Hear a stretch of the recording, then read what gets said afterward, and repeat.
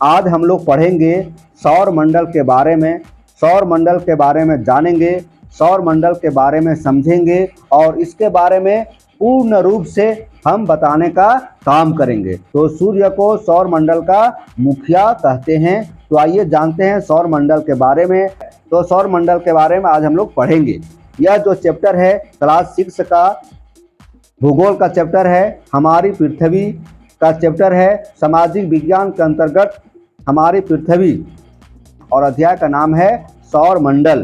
देखिए आसमान में आप रात को देखते होंगे तो क्या नजर आता है? तारे और चंद्रमा। ठीक है, तो ये देखिए ये रात का सीन है, रात का ये दृश्य है। आसमान में रात्रि के समय कैसा आपको दिखाई देता है आप देख सकते हैं। ये जो उजाला उजाला और जो छोटा छोटा टिमटिमा रहा है ये क्या है? तारे हैं। जो रात में टिमटिमाने का काम करते हैं उसको बोलते हैं तारे। तो चलिए देखते हैं, समझते हैं, जानते हैं। चलिए आज पढ़ेंगे हम लोग सौर मंडल के बारे में, सूर्य के परिवार के बारे में जानेंगे, समझेंगे। सूर्य दिन में चमकता है और अपनी किरणों को चारों ओर बिखेरता है, परंतु सूर्यास्त के बाद संपूर्ण आकाश छोटी छोटी चमकदार वस्तुओं से भर जाता है। देखिए जैसे ही शाम होता है सूरज ढल जाता है, सूरज छिप जाता है, सूरज डूब जाता है। जब सूर्यास्त हो जाता है तो संपूर्ण आकाश छोटी छोटी चमकदार वस्तुओं से भर जाता है, जिनमें से कुछ चमकीले होते हैं। आकाश में कुछ चमकीले आपको दिखाई देते हैं एवं कुछ धुंधले दिखाई देते हैं। ठीक है, इनमें से कुछ टिमटिमाते हुए आपको नजर आते हैं, मगर इन टिमटिमाती वस्तुओं में से कुछ की टिमटिमाहट अन्य से अलग होती है। इन चमकीली वस्तुओं के साथ प्रतिदिन चंद्रमा भी दिखाई पड़ता है, मतलब तारों के साथ चंद्रमा भी दिखाई पड़ता है। यह चंद्रमा विभिन्न समय पर अलग अलग आकार का दिखता है। पूर्ण चंद्र मतलब जब चंद्रमा गोल हो जाता है। पूर्ण चंद्र को एक महीने में एक बार देखा जाता है, उसे हम लोग क्या कहते हैं? पूर्णिमा कहते हैं। उसे क्या कहते हैं? पूर्णिमा। देखिए एक महीना को दो पक्ष में बांटा गया है, एक महीना को दो पक्ष में बांटा गया है। ठीक है, 15 दिन क्या होता है? 15 दिन कृष्ण पक्ष और 15 दिन शुक्ल पक्ष।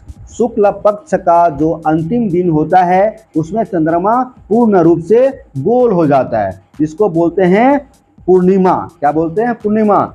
जैसे पूर्णिमा आज है मान लीजिए, तो अगला दिन जो होता है नया महीना का शुरुआत दिन होता है और वह होता है कृष्ण पक्ष। और उस टाइम चंद्रमा जो है धीरे धीरे माइनस होते जाएगा और 15 दिन में फिर क्या होगा? 15 दिन में पूरा चंद्रमा जीरो में आ जाएगा, मतलब पूरी रात क्या नजर आएगा? एकदम काली, है ना, पूरी रात काली नजर आएगा, मतलब अंधेरा।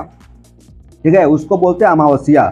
तो जब चंद्रमा आसमान में पूर्ण रूप से गोल दिखाई दे उसको बोलते हैं पूर्णिमा। फिर देखिए 15 दिनों के पश्चात इस परिस्थिति में बदलाव दिखता है। इस समय चंद्रमा का काला भाग पृथ्वी की तरफ होता है, जिसे ने चंद्रमा की रात्रि या अमावस्या कहते हैं। जब कृष्ण पक्ष शुरुआत होता है और 15 दिन में चंद्रमा लुप्त हो जाता है तो उसको बोलते हैं अमावस्या। अमावस्या की रात में अंधेरा एवं अन्य रातों की तुलना में गहरा होता है।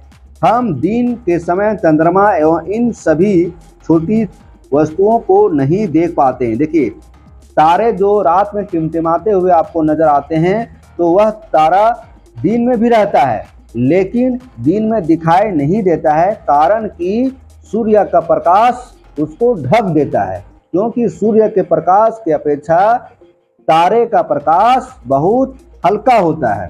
ठीक है, यही कह रहा है, क्योंकि सूर्य से निकलने वाली अत्यधिक तेज प्रकाश के कारण रात के समय चमकने वाली वस्तुएं दिन में दिखाई नहीं पड़ती है।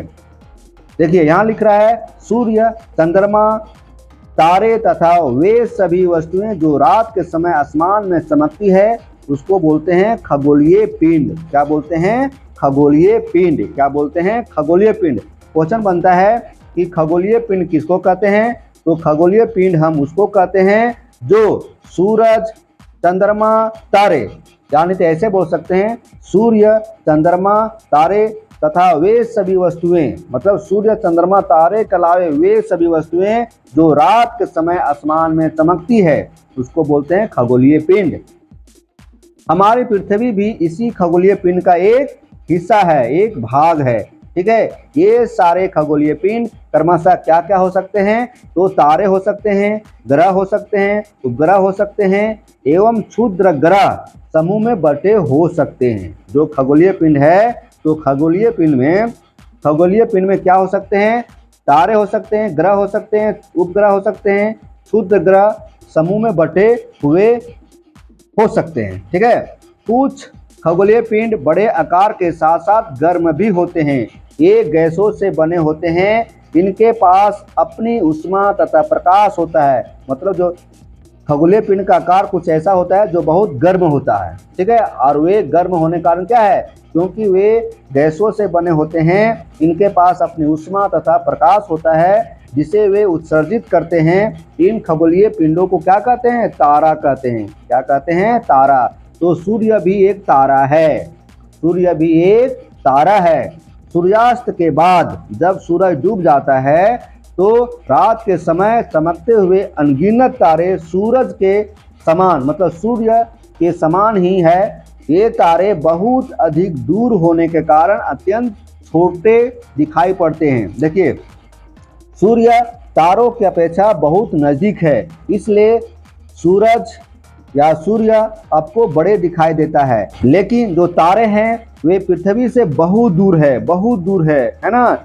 जो तारे होते हैं वे हमसे बहुत दूर है, जिसके कारण छोटे दिखाई देते हैं तथा हम लोग इनकी ऊष्मा या प्रकाश को अक्सर महसूस नहीं करते हैं। बहुत दूर है तो उसका प्रकाश हमें नहीं मिल पाता है। मान लीजिए आप यहाँ पर बैठे हुए हैं, है ना, आप यहाँ पर बैठे हुए हैं। ठीक है, ठंडी का मौसम है ना, जाड़े का मौसम है, आपको ठंड लग रहा है और आग जला दिया जाए यहाँ पर बहुत दूर में जलाया जाए आग, तो क्या आपको गर्मी मिलेगा? तो नहीं मिलेगा। यहाँ से यहाँ की दूरी कितना है? मान लीजिए 100 मीटर। कितना है? 100 मीटर। तो 100 मीटर में आग जलाया गया है ना, एक छोटा सा लकड़ी से, तो आपको गर्मी मिलेगी? तो जवाब होगा नहीं। उसी तरह, है ना, उसी तरह तारे भी है दूर। और यदि आपके सामने आग जलाया जाए, यहाँ पर आपके सामने आग जलाया जाए तो आपको गर्मी मिलेगी? तो जवाब होगा हाँ। ठीक है, इसी तरह से तारे हमसे बहुत दूर है। ठीक है, अब आते हैं आगे। कुछ दूरी से देखने पर सभी वस्तुएं अपने आकार की अपेक्षा छोटी दिखाई पड़ती है। अत्यधिक ऊंचाई पर उड़ रहा हवाई जहाज भी काफी छोटा दिखाई देता है ना। जमीन से दूर उड़ रहा हवाई जहाज को आप देखेंगे तो हमसे बहुत दूर होने के कारण हवाई जहाज भी छोटा दिखता है, छोटा दिखाई पड़ता है। इतना छोटा दिखाई देगा कि आपको लगेगा नहीं कि हम जैसे आदमी उसमें कोई बैठा है, कारण क्योंकि वह हमसे बहुत दूर है। उसी तरह से रात्रि के समय आसमान में तारों के विभिन्न समूह द्वारा बनाई गई विविध आकृतियां दिखाई पड़ती है।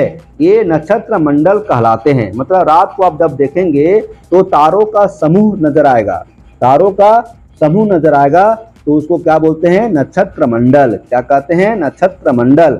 बहुत आसानी से पहचानने योग्य नक्षत्र मंडल लिटिल बियर या सप्तऋषि, लिटिल बियर बोलिए या सप्तऋषि बोलिए, दोनों एक ही है। सप्त मतलब होता है 7, ऋषि मतलब होता है संत, है ना।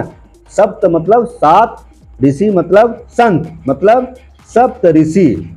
हम बोल सकते हैं 7 तारों का समूह होता है जो एक बड़े नक्षत्र मंडल उर्सा मेजर या बिग बियर के भाग है। ठीक है, चलिए आगे देखते हैं, है ना। ये सप्तऋषि, इसमें गिनेंगे तो 7 तारों का समूह है। 1 2 3 4 5 6 7, है ना, 7 तारों का समूह है। और इधर देखेंगे, इधर 3 तारों का समूह है।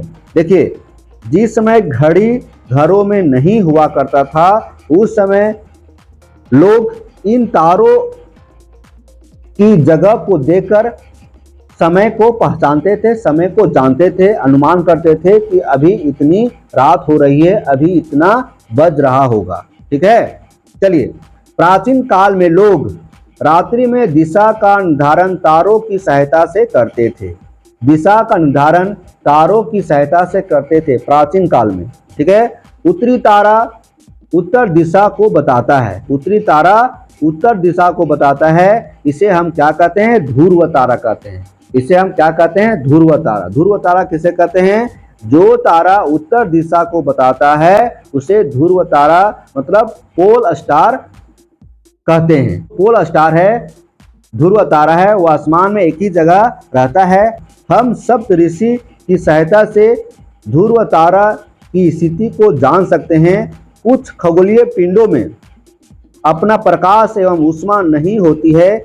वे तारों के प्रकाश से प्रकाशित होने के साथ साथ कुछ खगोलीय पिंडों में अपना प्रकाश एवं ऊष्मा नहीं होती है। कुछ ऐसे खगोलीय पिंड होते हैं जिसके पास अपना प्रकाश और ऊष्मा नहीं होती है। वे तारों के प्रकाश से प्रकाशित होने के साथ साथ सूर्य या किसी अन्य तारों के चारों ओर परिक्रमा करते हैं। ऐसे खगोलीय पिंड ग्रह कहलाते हैं। ऐसे खगोलीय पिंड क्या कहलाते हैं? ग्रह। देखिए, सूर्य भी एक तारा है और सूर्य के जो चारों चक्कर लगाने का काम करता है उसको क्या बोलते हैं? उसको बोलते हैं ग्रह। उसको बोलते हैं ग्रह, है ना। ग्रह को अंग्रेजी में क्या कहेंगे?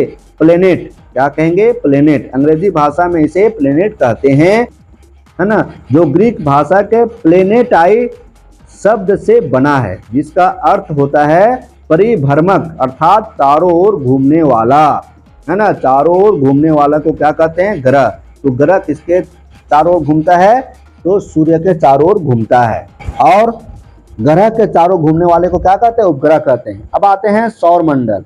देखिए, हर जगह आपको मिलेगा जानने योग्य बातें, ये बहुत इंपॉर्टेंट है और ये सभी का हम एक साथ वीडियो बनाएंगे अलग। ठीक है, आज हम पढ़ा रहे हैं, बुक बढ़िया से समझिए। देखिए, सूर्य क्या है? सूर्य सौर मंडल, है ना, सूरज का परिवार। सौर मंडल क्या होता है? सूर्य का परिवार। देखिए, सूर्य 8 परिवारों के साथ रहता है और इन सभी परिवारों का मुखिया कौन होता है? सूर्य होता है। कौन होता है? सूर्य। ठीक है, जैसे आपके घर में बहुत सारे मेंबर होंगे, उन्हीं में से कोई एक मेंबर ऐसे हैं जो मुखिया होंगे। ठीक है, तो सूर्य 8 ग्रह, उपग्रह अथवा खगोलीय पिंड जैसे क्षुद्र ग्रह एवं उल्का पिंड मिलकर सौर मंडल का निर्माण करते हैं। देखिए, सौर मंडल के निर्माण में सूर्य के जो 8 ग्रह हैं, इसके अलावा उपग्रह तथा अन्य खगोलीय पिंड जैसे क्षुद्र ग्रह एवं उल्का पिंड, ये सभी सौर मंडल का निर्माण करते हैं। तो सूर्य का कितना ग्रह है? 8। कितना ग्रह है? 8। कितने ग्रह है? 8। पहले 9 थे, अब हो गए 8। ठीक है, और सौर परिवार का मुखिया कौन होता है? सूर्य होता है। कौन होता है? सूर्य। चलिए, सूर्य के बारे में थोड़ा जानते हैं, समझते हैं, है ना। सूरज पूरब में उगता है और पश्चिम में डूबता है। देखिए, सूर्य के बारे में समझिए। सूर्य सौर मंडल का सबसे बड़ा सदस्य है। सूर्य सौर मंडल का सबसे बड़ा सदस्य है, इसीलिए तो वह मुखिया है ना। जिस परिवार में जो बड़े होते हैं, बुजुर्ग होते हैं, समझदार होते हैं, पैसा कमाने वाले होते हैं, वही तो उस घर का मालिक होते हैं, या नहीं तो बोल सकते हैं मुखिया होते हैं। उसी तरह से सौर मंडल का सबसे बड़ा सदस्य कौन है? सूर्य है। तो सूर्य सौर मंडल का सबसे बड़ा सदस्य है, जिसके कारण इसे मुखिया कहा जाता है सौर परिवार का। ठीक है, यह सौर मंडल के केंद्र में स्थित है। सौर मंडल के केंद्र मतलब बीचों बीच। सूर्य का व्यास पृथ्वी से लगभग 109 गुना ज़्यादा है। ठीक है, ये क्या है? सूर्य है। और सूर्य का केंद्र यहाँ पर है, बीच, है ना, बिंदु। यहाँ से आप इधर जाइए, चाहे इधर जाइए, चाहे इधर जाइए, चाहे इधर जाइए। ठीक है, मतलब एक छोर से दूसरा छोर जो आ रहा है उसको बोलते हैं व्यास। क्या बोलते हैं? व्यास। क्या बोलते हैं? व्यास। ठीक है, ये व्यास है। सूर्य का खिंचाव बल सौर मंडल को बांधे रखता है। सूर्य सौरमंडल के लिए प्रकाश एवं ऊष्मा का एकमात्र साधन है। देखिए, सौर मंडल का एकमात्र साधन प्रकाश का किसके पास है? सूर्य के पास। किसके पास है? सूर्य के पास। मतलब सौर मंडल में जितने भी आप देख रहे हैं परिवार के सदस्य, और परिवार के सदस्य में कौन कौन थे? ग्रह, उपग्रह, खगोलीय पिंड, है ना, जिसमें से क्षुद्र ग्रह और उल्का पिंड भी है। तो उसमें से प्रकाश का स्रोत किसके पास है? सूर्य के पास, इसीलिए तो वह सौर मंडल का मुखिया कहलाता है। ठीक है, परंतु पृथ्वी पर हम इसकी अत्यधिक तेज ऊष्मा को महसूस नहीं करते हैं, क्योंकि सूर्य पृथ्वी के सबसे नज़दीक का तारा होने के बावजूद हमसे काफ़ी दूर है। देखिए, सूरज का लाइट पृथ्वी पर आने में कुछ समय लगता है, कुछ मिनट का समय लगता है। ठीक है, और पृथ्वी से सूरज की दूरी कितना है? 15 करोड़ किलोमीटर। कितना है? 15 करोड़ किलोमीटर। 15 करोड़ किलोमीटर बहुत दूर है। पृथ्वी से सूरज की दूरी, पृथ्वी से सूर्य की दूरी कितना है? 15 करोड़ किलोमीटर। सूर्य के चारों ओर चक्कर लगाने वालों को क्या कहते हैं? ग्रह कहते हैं। ग्रह कितने हैं? 8 है। देखिए, बुध है, शुक्र है, पृथ्वी है, मंगल है, बृहस्पति है, शनि है, यूरेनस है, नेपच्यून है। यहाँ देखिए, ये रेखा है, इस रेखा को क्या कहते हैं? इस रेखा को कहते हैं, देखिए यहाँ लिखा हुआ है, क्या कहते हैं? क्षुद्र ग्रह पट्टी। ये क्षुद्र ग्रह पट्टी है ना। तो क्षुद्र ग्रह पट्टी के अंदर कितने ग्रह है? 1 2 3 4, 4 ग्रह है। और क्षुद्र ग्रह पट्टी के बाहर कितने ग्रह है? 1 2 3 4। तो चारों ग्रह जो अंदर है उसको बोलते हैं आंतरिक ग्रह, और जो क्षुद्र ग्रह पट्टी के बाहर जो 4 ग्रह दिखाई दे रहे हैं इसको बोलते हैं बाह्य ग्रह। ठीक है, चलिए जानते हैं आगे। सौर मंडल का परिवार आप देख रहे हैं, सौर मंडल का चित्र आपको दिखाएं, जिसमें से ग्रह है, उपग्रह है, क्षुद्र ग्रह है। ठीक है, सूर्य ऊर्जा का विशाल भंडार है। इसके संगठन में मुख्य रूप से हाइड्रोजन और हीलियम तत्वों की प्रधानता है। सूर्य ऊर्जा का विशाल भंडार है, इसके संगठन में मुख्य रूप से हाइड्रोजन और हीलियम है। ठीक है, अब देखते हैं ग्रह, क्या बोलते हैं? ग्रह। ग्रह के बारे में समझते हैं। आपको बताएं पहले कि ग्रह कितने हैं? 8 हैं। कितने हैं? 8 हैं। देखिए, चैप्टर लंबा होगा, थोड़ा समझा रहे हैं, बढ़िया समझिए। ग्रह जिसको बोलते हैं अंग्रेजी में प्लेनेट, है ना। हमारे सौर मंडल में 8 ग्रह हैं। कितने हैं? 8 ग्रह हैं। सौर मंडल में कितने ग्रह हैं? 8 ग्रह हैं। कौन कौन है? बुध, शुक्र, पृथ्वी, मंगल, बृहस्पति, शनि, यूरेनस, नेपच्यून। ठीक है, ये सूर्य से दूरी के अनुसार, जो अभी हम नाम बताए हैं, सूर्य से दूरी के अनुसार है। जैसे ये सूरज है, ये क्या है? सूरज है, सूर्य है। इसके दूरी के अनुसार पहला कौन हो जाएगा? बुध, दूसरा हो जाएगा शुक्र, तीसरा हो जाएगा पृथ्वी, चौथा हो जाएगा मंगल, पांचवा हो जाएगा बृहस्पति, और छठा हो जाएगा शनि, सातवां हो जाएगा यूरेनस, नेपच्यून आठवां। मतलब सूरज से सबसे नजदीक का ग्रह कौन होगा? बुध, है ना। उसी तरह से आगे बढ़ते जाइए, ये दूर होते जाएंगे। फिर आकार की दृष्टि से देखें, मतलब साइज में देखें, तो सबसे बड़ा ग्रह कौन है? तो सबसे बड़ा ग्रह बृहस्पति हो जाएगा, है ना। आकार की दृष्टि से सबसे बड़े से छोटे के क्रम में देखेंगे तो बृहस्पति सबसे बड़ा है, शनि उससे छोटा है, यूरेनस उससे छोटा है, नेपच्यून उससे छोटा है, पृथ्वी उससे छोटा है, शुक्र उससे छोटा है, मंगल उससे छोटा है, सबसे छोटा बुध, सबसे छोटा बुध। इसको हम इस तरह से आपको समझाते हैं, 1 2 3 4, है ना, 5 6 7 8, ये हो गया। फिर देखिए यहाँ पे 1 2 3 4 5 6 7 8। यहाँ देखिए पहला में यहाँ दिखा रहा है आपको दूरी के अनुसार ग्रह। तो दूरी के अनुसार जो ग्रह है वो पहला जो है सबसे नजदीक सूर्य का वो बुध है, और सबसे दूर का नेपच्यून है। ठीक है, पृथ्वी का स्थान तीसरा है, पृथ्वी का स्थान दूरी में कितना है? तीसरा है। मंगल का स्थान चौथा है, बृहस्पति का स्थान पांचवा है। दूरी में बृहस्पति पांचवा लेवल पर है, लेकिन वही यहाँ पर कहा जाए साइज के अनुसार, आकार के अनुसार, तो पहला हो जाएगा बृहस्पति। ठीक है, पहला हो जाएगा बृहस्पति, फिर दूसरा हो जाएगा शनि, और सबसे छोटा ग्रह कौन कहलाएगा? साइज में सबसे छोटा ग्रह बुध, है ना। पृथ्वी का स्थान यहाँ पर हो जाएगा चौथा। ठीक है, चलिए साइज के अनुसार और डिस्टेंस के अनुसार आपको बता दिए हम ग्रहों का नाम। चलिए आंतरिक ग्रह किसको बोलते हैं, जो अभी बताए थे। ग्रहों को आकार एवं दूरी के अनुसार आंतरिक ग्रह एवं बाह्य ग्रह में बांटा गया। बुध, शुक्र, पृथ्वी और मंगल ये आंतरिक ग्रह है। आकार में छोटे तथा चट्टानों से बने होने के कारण ये क्या है? भारी है। बुध, शुक्र, पृथ्वी और मंगल इसको बोलते हैं आंतरिक ग्रह। ये सूर्य के नजदीक है, आकार में छोटे हैं, चट्टानों से बने होने कारण ये भारी है।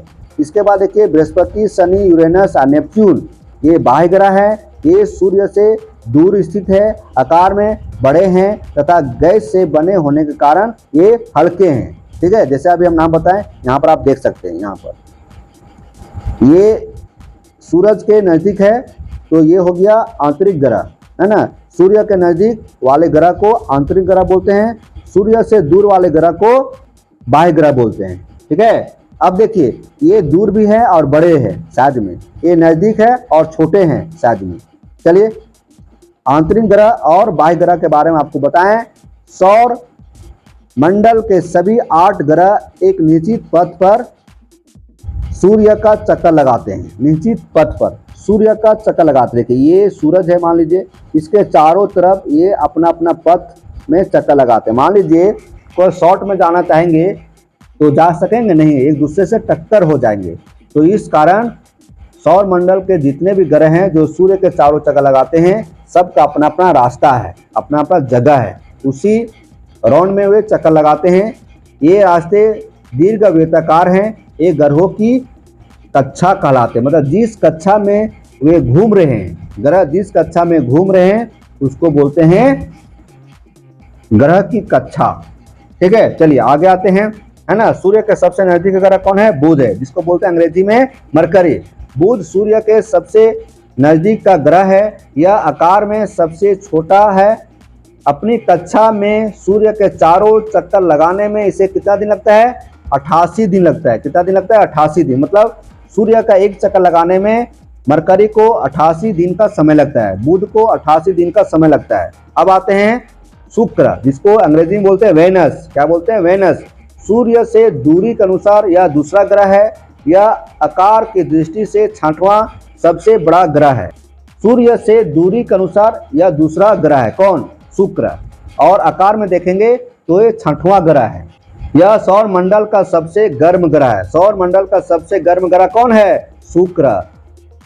शुक्र को पृथ्वी का जुड़वा ग्रह भी माना जाता है ना। जुड़वा ग्रह, पृथ्वी का जुड़वा ग्रह किस ग्रह को कहते हैं? शुक्र को, क्योंकि यह आकार एवं आकृति में लगभग पृथ्वी के समान है। यह ग्रह सूर्योदय से पहले एवं सूर्यास्त के बाद देखा जा सकता है। शुक्र ग्रह को आप आसमान में देख सकते हैं सूर्योदय से पहले, मतलब जब सूरज निकलने वाला होता है उसमें आप देख सकते हैं, है ना। सूरज निकलने से पहले आप शुक्र को देख सकते हैं, इसलिए इसे सुबह का तारा, मॉर्निंग स्टार एवं शाम का तारा, है ना, इवनिंग स्टार भी कहा जाता है। मंगल ग्रह, मंगल ग्रह अंग्रेजी में बोलते हैं मार्स। मंगल ग्रह को लाल ग्रह भी कहते हैं। मंगल ग्रह को लाल ग्रह भी कहते हैं, है ना, रेड प्लैनेट। यह ग्रह पृथ्वी का लगभग आधा है।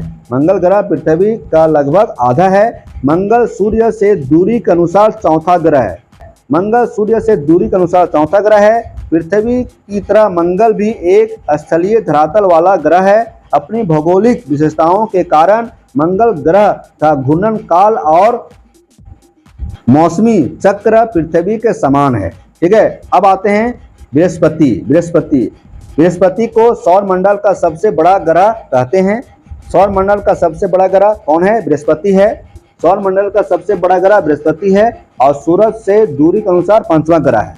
देखिए सूर्य से दूरी के अनुसार यह 5वां ग्रह है। हमारे ग्रहों की अपेक्षा बृहस्पति के सबसे अधिक उपग्रह है। हमारे ग्रहों की अपेक्षा, मतलब 8 ग्रह है ना, तो 8 ग्रहों में से बृहस्पति एक ऐसा ग्रह है जिसका उपग्रह सबसे ज्यादा है। कितना है?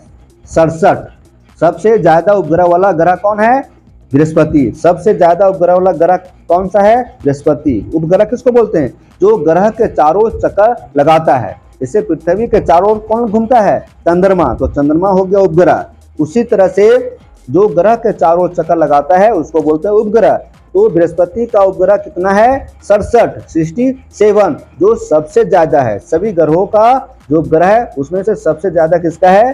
बृहस्पति का। अब आते हैं शनि, है ना। शनि, सटर्न, यह सौरमंडल का सबसे सुंदर ग्रह है। क्वेश्चन बनता है सौरमंडल का सबसे सुंदर ग्रह कौन सा है? तो जवाब होगा शनि।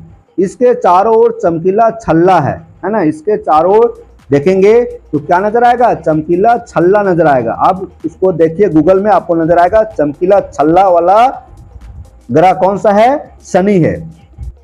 सूर्य से दूरी के अनुसार यह छठा ग्रह है। सूर्य से दूरी के अनुसार छठा ग्रह। और पांचवा ग्रह कौन था? पांचवा ग्रह जुपिटर मतलब बृहस्पति था। यह सौरमंडल में बृहस्पति के बाद सबसे बड़ा ग्रह है। सौरमंडल में बृहस्पति के बाद सबसे बड़ा ग्रह कौन हो जाएगा? शनि। कौन होगा? शनि। सौरमंडल में सबसे बड़ा ग्रह कौन है? बृहस्पति। शनि के 62 उपग्रह हैं। बृहस्पति के कितने उपग्रह है? 67। पृथ्वी के कितने उपग्रह है? 1, है ना। शनि ग्रह की रचना 75% हाइड्रोजन और 25% हीलियम से हुई है। ठीक है, 75% क्या है? हाइड्रोजन है और 25% हीलियम है। जल, मीथेन और अमोनिया बर्फ के रूप में यहाँ बहुत कम मात्रा में पाए जाते हैं। अब आते हैं यूरेनस। यूरेनस के भी चारों छल्ला है। यूरेनस जो ग्रह है उसके चारों तरफ भी छल्ला नजर आएंगे। सूर्य से दूरी के अनुसार 7वां ग्रह है। आकार की दृष्टि से यह तीसरा बड़ा ग्रह है। आकार की दृष्टि से तीसरा बड़ा ग्रह है। विलियम हर्शल ने यूरेनस की खोज की थी। क्वेश्चन है, यूरेनस की खोज किसने किया? यूरेनस की खोज किसने किया? तो जवाब होगा विलियम हर्शल। नेपच्यून ग्रह है। यह आकार और बनावट में यूरेनस के समान है। आकृति की दृष्टि से यह चौथा बड़ा उपग्रह है ना। आकृति की दृष्टि से चौथा बड़ा उपग्रह है। हम पहले आपको बताए हैं कि जो जानने वाले योग्य बातें हैं उसको हम एक वीडियो में समाहित करेंगे। चलिए आगे देखते हैं। पृथ्वी, अर्थ। पृथ्वी के बारे में सुनिए। पृथ्वी आकार की दृष्टि से यह 5वां सबसे बड़ा ग्रह है। दूरी में पृथ्वी का स्थान तीसरा है ना। मरकरी, वेनस, अर्थ। पृथ्वी आंतरिक ग्रहों में सबसे बड़ा है। आंतरिक ग्रहों में सबसे बड़ा है। आंतरिक ग्रह आपको बताए थे। आंतरिक ग्रह कौन कौन है? मरकरी, वेनस, अर्थ, मार्स। ठीक है, तो आंतरिक ग्रहों में सबसे बड़ा है। हम लोग पृथ्वी पर रहते हैं। मनुष्य, सभी जीव जंतु, पेड़ पौधे कहाँ रहते हैं? पृथ्वी पर। पृथ्वी एक ऐसा ग्रह है, पृथ्वी मात्र एक ऐसा ग्रह है जिस पर हवा है, ऑक्सीजन है, जिंदा रहने के लिए खाद्य पदार्थ हैं। ठीक है, तो इसी कारण पृथ्वी पर लोग रहते हैं। हम लोग पृथ्वी पर रहते हैं। यह अपना संपूर्ण प्रकाश, ऊष्मा, ऊर्जा जो है वह सूर्य से प्राप्त करती है। पृथ्वी जो है संपूर्ण प्रकाश एवं ऊष्मा सूर्य से प्राप्त करती है, जो पृथ्वी के सबसे नज़दीक का तारा है। पृथ्वी के सबसे नज़दीक का तारा है। यह ध्रुवों के पास थोड़ी चपटी है। यही कारण है कि इसके आकार को भू आब मतलब जियोड कहा जाता है। भू आब का अर्थ होता है पृथ्वी के समान आकार। भू आब का अर्थ क्या होगा? पृथ्वी के समान आकार। जीवन के लिए अनुकूल परिस्थितियां संभवतः केवल पृथ्वी पर पाई जाती है। पहले बताएं कि जिंदा रहने के लिए बहुत चीज़ों की जरूरत होती है, जैसे हवा, ऑक्सीजन, खाने पीने का खाद्य पदार्थ, भोजन, अनाज, है ना। तो ये सब कहाँ मिलता है? पृथ्वी पर। इसीलिए पृथ्वी पर ही लोग रहते हैं। ठीक है, पृथ्वी न तो अधिक गर्म है और ना ही अधिक ठंडी है।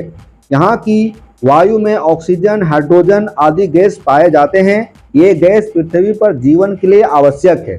ऑक्सीजन आवश्यक है। इसके साथ साथ पानी भी उपस्थित है, पानी भी उपलब्ध है, जो हमारे जीवन के लिए आवश्यक है। बिना हवा और बिना पानी के बगैर आप रह सकते हैं? नहीं रह सकते। सौरमंडल का सबसे अद्भुत ग्रह कौन सा है? तो वह कहलाएगा पृथ्वी। अंतरिक्ष से देखने पर पृथ्वी नीले रंग की दिखाई पड़ती है। अच्छा बताइए, जब आप अंतरिक्ष से देखेंगे तो पृथ्वी नीले रंग का दिखाई पड़ती है। तो ऐसा क्यों? क्योंकि पृथ्वी के इर्द गिर्द पूरा पानी ही पानी है। देखिए, क्योंकि इसकी 2/3 सतह पानी से ढकी हुई है। 2/3 सतह पानी से ढकी हुई है, इसीलिए इसे क्या कहते हैं? नीला ग्रह। नीला ग्रह कहते हैं। क्या कहते हैं? नीला ग्रह। यहाँ क्वेश्चन बनता है कि नीला ग्रह किसे कहते हैं? तो पृथ्वी को। किसे कहते हैं? पृथ्वी को। और लाल ग्रह किसको कहते हैं? तो लाल ग्रह मंगल को कहते हैं। अब आगे आते हैं चंद्रमा। चंद्रमा कोई ग्रह नहीं है, चंद्रमा पृथ्वी का उपग्रह है। चलिए चंद्रमा के बारे में जानते हैं। ये चंद्रमा है। ठीक है, हमारी पृथ्वी का केवल एक उपग्रह है, वह है चंद्रमा। इसका व्यास पृथ्वी के व्यास का केवल 1/4 है। इसका व्यास मतलब जो चंद्रमा का व्यास है पृथ्वी के व्यास का 1/4। व्यास मतलब क्या हो? ये हिस्सा है ना, केंद्र बिंदु से जो गुजर रहा है तो 1/4 मतलब जितना आप ये दूरी देख रहे हैं ना, इससे 4 गुना पृथ्वी का व्यास है। ठीक है, यह इतना बड़ा इसलिए प्रतीत होता है क्योंकि यह हमारे ग्रह से अन्य खगोलीय पिंडों की अपेक्षा नज़दीक है। यह पृथ्वी से लगभग 3,84,400 किलोमीटर दूर है ना। पृथ्वी से कितना दूर है? 3,84,400 किलोमीटर। कितना दूर है? 3,84,400 किलोमीटर दूर है। कौन? चंद्रमा पृथ्वी से। चंद्रमा पृथ्वी का एक चक्कर लगभग 27 दिनों में पूरा करता है। कितने दिनों में पूरा करता है? 27 दिनों में। मतलब चंद्रमा जो है पृथ्वी के चारों जो चक्कर लगाता है, तो एक चक्कर लगाने में 27 दिन लगता है। लगभग इतने ही समय में यह अपने अक्ष पर एक चक्कर लगाता है। इस कारण पृथ्वी से हमें चंद्रमा का केवल एक ही भाग दिखाई पड़ता है। चलिए नेक्स्ट पेज देखते हैं। इसमें देखेंगे चंद्र ग्रहण और सूर्य ग्रहण, है ना। चंद्र ग्रहण के बारे में जानेंगे और सूर्य ग्रहण के बारे में जानेंगे। ठीक है, चलिए। चंद्रमा हमारे निवास के लिए अनुकूल नहीं है। आपसे पूछा जाए क्या चंद्रमा पर लोग रह सकते हैं, तो अभी का जवाब होगा नहीं। लेकिन लोग ढूंढ रहे हैं, चंद्रमा पर रहने का साधन ढूंढ रहे हैं। वैज्ञानिक अपना काम कर रहे हैं, है ना। मिट्टी ढूंढ रहे हैं, पानी ढूंढ रहे हैं, मनुष्य को रहने के लिए जो जरूरत चीज है वो ढूंढ रहे हैं। ठीक है, तो चंद्रमा पर अभी आप नहीं रह सकते हैं। चंद्रमा हमारे निवास के लिए अनुकूल नहीं है। यहाँ ना पानी है ना हवा है। इसकी सतह पर पर्वत, मैदान एवं गड्ढे हैं। ये चंद्रमा की सतह पर छाया बनाते हैं। पूर्णिमा के दिन रात में चंद्रमा पर इनकी छाया को देखा जा सकता है ना। पूर्णिमा के दिन रात में चंद्रमा पर इसकी छाया देखा जा सकता है। किसका छाया? तो पर्वत, मैदान एवं गड्ढे का। ठीक है, चंद्रमा सूर्य के किरणों को ही पृथ्वी पर परावर्तित करता है, जिस कारण पृथ्वी को रात में प्रकाश मिलता है। मतलब चंद्रमा का अपना प्रकाश नहीं होता है, वह सूर्य के प्रकाश से चमकता है और उस प्रकाश को पृथ्वी पर परावर्तित करता है, जिसके कारण रात में चंद्रमा का प्रकाश पृथ्वी पर पड़ता है ना। ग्रहण के बारे में जानते हैं। ग्रहण क्या है जानेंगे। ग्रहण कितने प्रकार के होते हैं? तो ग्रहण 2 प्रकार के होते हैं, चंद्र ग्रहण और सूर्य ग्रहण। चंद्र ग्रहण और सूर्य ग्रहण, है ना। लूनर इक्लिप्स और सोलर इक्लिप्स। ठीक है, तो चंद्र ग्रहण कब लगता है, सूर्य ग्रहण कब लगता है? तो आपको बता दे, है ना। चंद्र ग्रहण पूर्णिमा के दिन लगता है और सूर्य ग्रहण अमावस्या के दिन लगता है।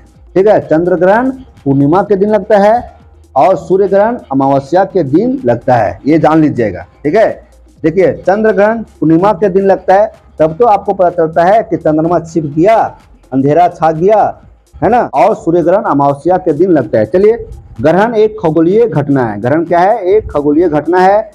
पृथ्वी तथा चंद्रमा की परिक्रमा अवस्था के कारण ग्रहण की स्थिति उत्पन्न होती है। ग्रहण की स्थिति कैसे उत्पन्न होती है?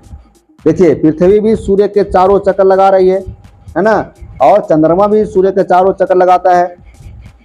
तो ऐसी स्थिति में, है ना, कभी ना कभी एक दूसरे के समीप हो जाते हैं, है ना। इसी के कारण ऐसा स्थिति उत्पन्न होता है। ठीक, ग्रहण 2 तरह का होता है। ग्रहण 2 प्रकार का होता है। पहला बोलते हैं चंद्र ग्रहण और दूसरा बोलते हैं सूर्य ग्रहण। पहला को क्या बोलते हैं? चंद्र ग्रहण, और दूसरा को बोलते हैं सूर्य ग्रहण। ठीक है, अब आते हैं चंद्र ग्रहण के बारे में जानते हैं। देखिए, चंद्र ग्रहण कैसे लगता है। चंद्र ग्रहण कैसे लगता है? ये सूर्य है। ठीक है, ये क्या है? सूर्य है। ये क्या है? पृथ्वी है। और ये क्या है? चंद्रमा है। यहाँ देखिए, जब सूर्य एवं चंद्रमा के बीच, देखिए ये सूरज है ना, और ये चंद्रमा है। ये क्या है? चंद्रमा है। तो जब सूर्य एवं चंद्रमा के बीच पृथ्वी आ जाती है, कौन आ जाती है? पृथ्वी। देखिए ये पृथ्वी, तो पृथ्वी आ जाती है, तब पृथ्वी की छाया चंद्रमा पर पड़ने लगती है। ये सूर्य है ना, ये चंद्रमा है। तो सूर्य और चंद्रमा के बीच, यहाँ लिखता है सूर्य एवं चंद्रमा के बीच पृथ्वी आ जाती है। तो ये सूर्य है, ये चंद्रमा है। तो सूर्य और चंद्रमा के बीच कौन आ जा रही है? पृथ्वी। कौन आ जा रही है? पृथ्वी। तो जब सूर्य का लाइट पृथ्वी पर पड़ रही है ना, तो इसकी परछाई, पृथ्वी की परछाई चंद्रमा पर, है ना, किसमें पड़ेगा? चंद्रमा पर। देखिए, तब देखिए लिखता है, जब सूर्य एवं चंद्रमा के बीच पृथ्वी आ जाती है, तब पृथ्वी की छाया चंद्रमा पर पड़ने लगती है ना। इसके कारण चंद्रमा का छाया वाला भाग दिखाई नहीं देता है ना। जब छाया, किसका छाया, पृथ्वी का, किस पर पड़ रहा है, चंद्रमा पर, तो जब चंद्रमा पर छाया पड़ रहा है तो उस छाया भाग को हम नहीं देख पाते हैं, है ना। ऐसी स्थिति को हम क्या कहते हैं, चंद्र ग्रहण कहते हैं। क्या कहते हैं, चंद्र ग्रहण कहते हैं, है ना। तो यह जो चंद्र ग्रहण है वह कब आता है, पूर्णिमा के दिन। कब होता है, पूर्णिमा के दिन। चंद्र ग्रहण कब होता है, पूर्णिमा के दिन। अब आते हैं सूर्य ग्रहण, है ना। सूर्य ग्रहण के बारे में जानते हैं। देखिए, ये सूर्य है, ठीक है, ये सूर्य है और ये पृथ्वी है, और सूर्य और पृथ्वी के बीच कौन आ जा रहा है। जब सूर्य एवं पृथ्वी के बीच चंद्रमा आ जाता है तब चंद्रमा की छाया किस पर पड़ने लगती है ना। किस पर पड़ने लगती है, बताइए, पृथ्वी पर। इसके कारण सूर्य का आंशिक भाग पूर्ण रूप से दिखाई नहीं पड़ता है, कुछ भाग पूर्ण रूप से दिखाई नहीं पड़ता है। इस स्थिति को सूर्य ग्रहण कहते हैं, और सूर्य ग्रहण अमावस्या के दिन होता है, ठीक है। सूर्य ग्रहण कब लगता है, अमावस्या के दिन। कब लगता है, अमावस्या के दिन। चलिए नेक्स्ट पेज। क्षुद्र ग्रह किसे कहते हैं, क्षुद्र ग्रह, तारों, ग्रहों तथा उपग्रहों की अतिरिक्त, तारों, ग्रहों तथा उपग्रहों के अतिरिक्त असंख्य छोटे खगोलीय पिंड सूर्य के चारों ओर चक्कर लगाते हैं। इन पिंडों को क्षुद्र ग्रह कहते हैं। तारों स्टार्स, है ना, ग्रहों प्लैनेट्स तथा उपग्रहों के अतिरिक्त असंख्य छोटे छोटे खगोलीय पिंड सूर्य के चारों ओर चक्कर लगाते हैं। अभी तक हम जान रहे थे कि सूर्य के चारों चक्कर कौन लगाता है, ग्रह। सूर्य के चारों चक्कर कौन लगाते हैं, ग्रह। और ग्रहों के चारों चक्कर कौन लगाते हैं, उपग्रह। लेकिन इसके अलावे, अच्छा बताइए, सूर्य के चारों चक्कर लगा रहा है ग्रह और ग्रह के चारों चक्कर लगा रहा है उपग्रह, तो क्या उपग्रह सूर्य के चारों चक्कर लगाता है, तो जवाब क्या देंगे, हाँ, क्योंकि ग्रह के चारों चक्कर लगाता है उपग्रह, और उपग्रह ग्रह के चारों चक्कर लगाता है, और ग्रह सूर्य का चारों चक्कर लगाता है, और ग्रह सूर्य के चारों चक्कर लगाता है। तो इस तरह से देखेंगे उपग्रह भी सूर्य के चारों चक्कर लगाता है, ठीक है। इसके अलावे, है ना, असंख्य छोटे खगोलीय पिंड हैं जो सूर्य के चारों ओर चक्कर लगाते हैं। इन पिंडों को कहते हैं क्षुद्र ग्रह।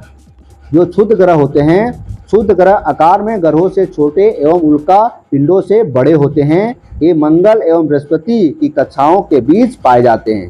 जो क्षुद्र ग्रह है कहाँ पाए जाते हैं, मंगल और बृहस्पति कक्षाओं के बीच। वैज्ञानिकों के अनुसार क्षुद्र ग्रह के ही भाग थे जो कई वर्ष पहले विस्फोट के बाद ग्रहों से टूटकर अलग हो गए, ठीक है। मतलब ग्रह का ही परिवार था, ग्रह का ही भाग था, है ना, ग्रह का ही भाग था, लेकिन विस्फोट होने के बाद वे टूटकर अलग हो गए। चलिए आते हैं उल्का पिंड, उल्का पिंड के बारे में जानते हैं। देखिए, आकाश में कभी कभी एक ओर से दूसरी ओर अत्यंत वेग मतलब क्या, तेज से, गति से, है ना, जाते हुए अथवा पृथ्वी पर गिरते हुए जो पिंड दिखाई पड़ते हैं उन्हें उल्का पिंड कहते हैं। आप देखे होंगे कि अचानक, है ना, एकदम आसमान से एकदम बहुत तेजी से पृथ्वी को आ रहा है और पृथ्वी पर जाके गिर गया। जब आप अचानक देखेंगे आसमान से कि कुछ गिरता हुआ नजर आएगा बहुत तेजी से, सफेद सफेद, है ना, लाइट में हल्का हल्का, और पृथ्वी को बढ़ते जाएगा और पृथ्वी पर आके गिर जाएगा, उसी को बोलते हैं उल्का पिंड। उल्काओं का जो अंश वायुमंडल में जलने से बचकर पृथ्वी तक पहुंचता है उसे क्या कहते हैं, उल्का पिंड, है ना। उल्का पिंड किसे कहते हैं, उल्काओं का जो अंश वायुमंडल में जलने से बचकर पृथ्वी तक पहुंचता है, मतलब वहां पर आसमान में, वायुमंडल में जलने से बच जाता है और वह पृथ्वी पर लुढ़क कर आता है, उसको बोलते हैं उल्का पिंड। आकाशगंगा, खुले आकाश में एक ओर से दूसरी ओर तक फैली चौड़ी सफेद पट्टी, लाखों तारों का समूह, लाखों तारों का समूह, देखिए लाखों तारों का समूह आकाशगंगा कहलाता है ना। ये आकाशगंगा है, ये क्या है, आकाशगंगा है ना। खुले आसमान में एक ओर से दूसरी ओर तक फैली चौड़ी सफेद पट्टी, लाखों तारों का समूह, यह पट्टी आकाशगंगा कहलाती है, ठीक है। हमारा सौरमंडल इस आकाशगंगा का एक भाग है, हमारा सौरमंडल इस आकाशगंगा का एक भाग है। प्राचीन भारत में इसकी कल्पना आकाश में प्रकाश की एक बहती नदी से की गई थी। इस प्रकार इसका नाम आकाशगंगा पड़ा। आकाशगंगा नाम क्यों पड़ा? आकाशगंगा नाम क्यों पड़ा? सुनिए, हमारा सौरमंडल इस आकाशगंगा का एक भाग है। प्राचीन भारत में इसकी कल्पना आकाश में प्रकाश की एक बहती नदी से की गई थी, है ना, बहती नदी से की गई थी। इस प्रकार इसका नाम आकाशगंगा पड़ा था। आकाशगंगा के आकार का अनुमान इस बात से लगाया जा सकता है कि अगर हमारे पूरे सौरमंडल के चक्र के क्षेत्रफल को 1 रुपये के सिक्के जितना समझ लिया जाए तो इसकी तुलना में आकाशगंगा का क्षेत्रफल भारत के क्षेत्रफल का लगभग 1.5 गुना होगा, है ना। चलिए आगे आते हैं। यहाँ आइए, आकाशगंगा करोड़ों तारों, बादलों तथा गैसों की एक प्रणाली है। आकाशगंगा क्या है? आकाशगंगा क्या है बताइए? आकाशगंगा करोड़ों तारों, बादलों तथा गैसों की एक प्रणाली है। मतलब आकाशगंगा में, है ना, करोड़ों तारों का समूह होता है, ठीक है, बादलों का समूह होता है, गैसों की आवरण होता है, एक प्रणाली है। इस प्रकार की लाखों आकाशगंगाएं मिलकर क्या बनती है? ब्रह्मांड, है ना। लाखों आकाशगंगाएं मिलकर ब्रह्मांड का निर्माण करती है, ठीक है। ब्रह्मांड का निर्माण लाखों आकाशगंगाओं का मिलकर होता है। ब्रह्मांड की विशालता की कल्पना करना अत्यंत कठिन है। ब्रह्मांड कितना बड़ा है इसका कल्पना करना अत्यंत कठिन है। वैज्ञानिक अभी भी इसके बारे में अधिक से अधिक जानकारी एकत्र कर रहे हैं।